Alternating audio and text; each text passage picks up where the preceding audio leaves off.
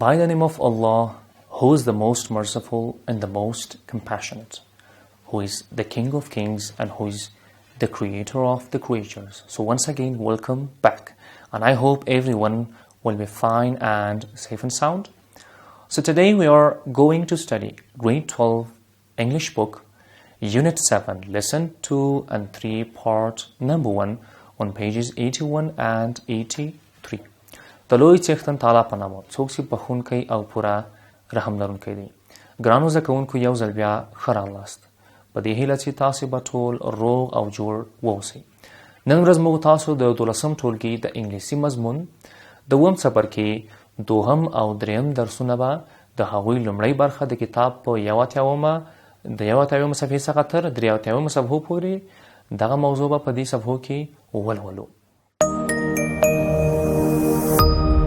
زموږ د ملاتړ لپاره د بیګم اکاډمیک چینل له ځان سره سبسکرایب کړئ، بیا د شرنګنۍ تڼۍ کېکاږئ ترڅو زموږ ټولو درسي ویډیوګانو ته لاسرسی ولرئ او له هغو څخه برخمن شئ.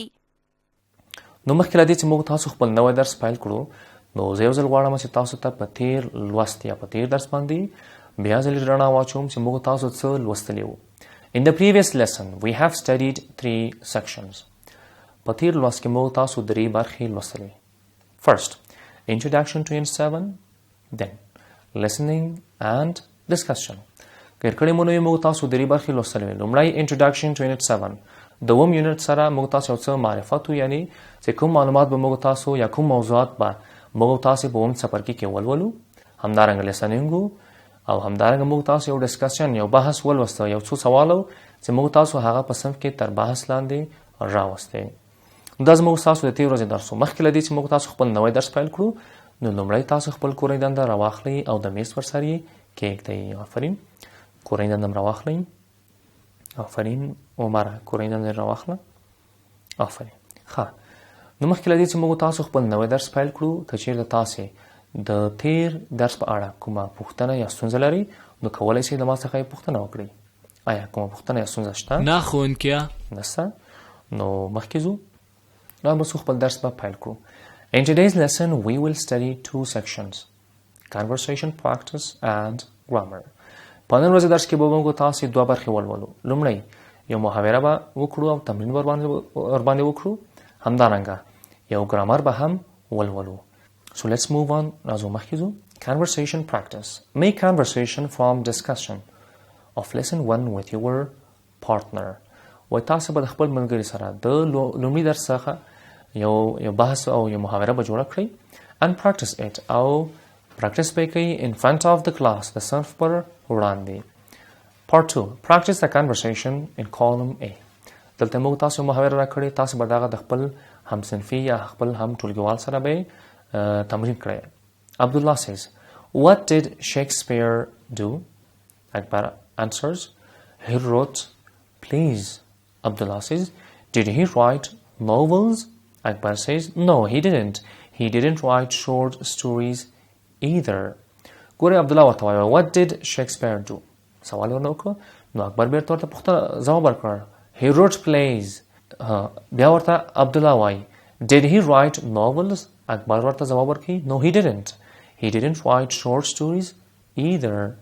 نو راځو مخکې ځو، دا محاوره به تاسې د خپل همټولګیوال سره ولولئ. بیا ورته عبدالله وایي was Shakespeare American؟ اکبر ورته ځواب ورکوي no, he wasn't. He was English. عبدالله وایي were his books biographies؟ Akbar answers, no, they weren't. They were plays. نو مخکې ځو. Part 3. Make more conversations, but this time use the words in column B. و تاسې به نورې محاورې جوړې کړئ، خو مګم په دې محاورو کې به تاسې د B په کالم کې کوم معلومات راکړل شوي تاسې به دغه استعمال کړئ. یعنی د A کالم محاورې ته به ګورئ، بیا به د هغه نمونه تبدیل کړئ، د لاندې کوم نمونه چې راکړل شوي دې ته به تبدیل کړئ، نو تاسې به محاوره جوړه کړئ. نو مخکې ځو، نو را بس خپل ګرامر درس. Revision, the past perfect. Do you remember these lines؟ ګورئ موږ تاسو ته 2 خطونه راکړي.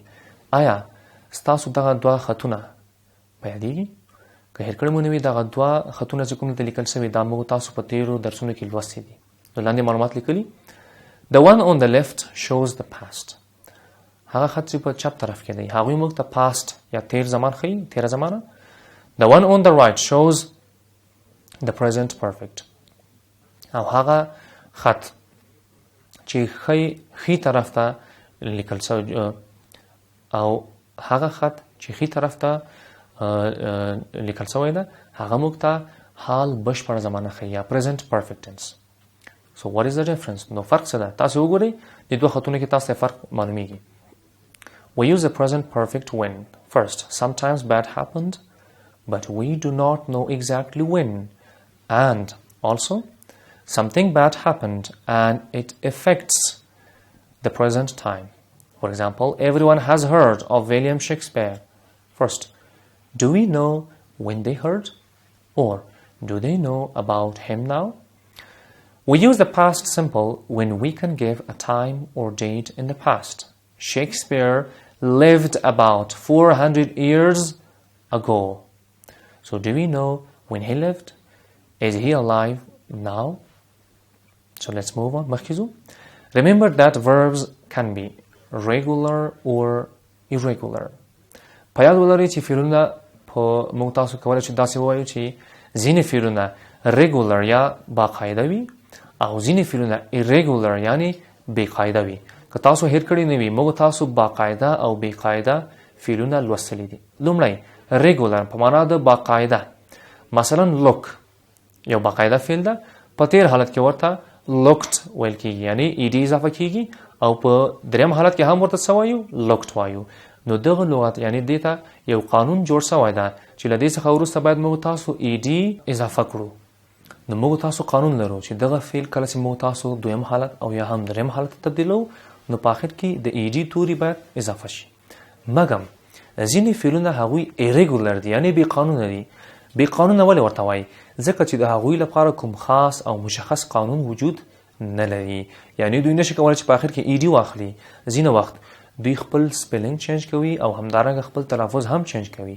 مثلا زه وایم رایټ یو د بېقاعده فعلونو څخه دی رایټ په معنا د لیکل کله چې دوهم حالت ته تبدیلومه نو باید موږ تاسو وایو روټ وایو ګورئ دې لپاره اوس کوم قانون نشته چې ولې روټ وویل شو لکه مخکې موږ تاسو ویلې چې ځینې فعلونه قاعده فعلونه هغه فعلونه دي چې دوی په خپل دوهم حالت او دریم حالت کې په آخر کې موږ ورته ed اضافه کوو مګم irregular دا بیا هغه فعلونه دي چې دوی لپاره کوم خاص قانون نشته اوس موږ نشو ویلی چې ولې دې ته ed نه ورکوي دغه ولې ځواب نشته ځکه دوی ورته همدا قانون جوړ کړی ده چې باید رایټ په روټ تبدیل شي په دوهم حالت کې یعنی سپیلنګ هم تغییر شي او همدارنګه ورته تلفظ هم تغییر شي ګورئ په سپیلنګ کې اول موږ تاسو w ویلی بیا r بیا i بیا te دا په حال حالت کې په دوهم حالت کې څه وایي w r o t e په دریم حالت کې بیا څه وایي written مکمل هم سپیلنګ فرق لري او هم تلفظ بیا سپیلنګ کې په دریم حالت کې څه وایي w r i t e n نو دا یو د بېقاعده فعلونو څخه دي نو تاسو کوشش وکړئ چې دا بېقاعده فعلونه ګوګل کې سرچ کړئ او هغه زده کړئ The past tense can be used in both active and in passive.